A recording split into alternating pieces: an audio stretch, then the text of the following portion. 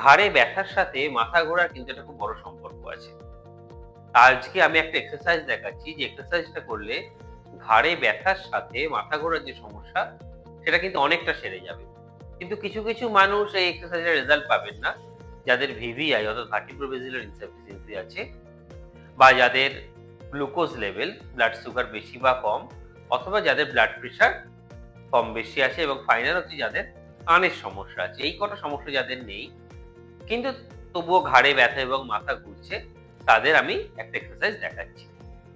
এই সমস্যাটা মূলত হয় সার্ভাইকাল 1 আর 2 আমাদের ভার্টিব্রা যেটা সার্ভাইকাল স্পাইন ঘাড়ের একদম উপরে 1 আর 2 এর মধ্যে যদি অ্যালাইনমেন্ট ঠিক না থাকে।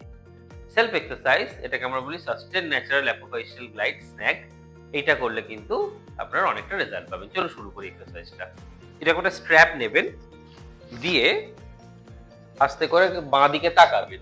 যখন দেখবেন আর ঘাড়টা ঘুরছে না বা রেস্ট্রিকশন হচ্ছে দেন ওভার প্রেসার দেবেন, মাইল্ড ওভার প্রেসার দেবেন, ফিরে আসবেন লেফট সাইডে 3 বার এবং সিমিলার রাইট সাইডেও 3 বার।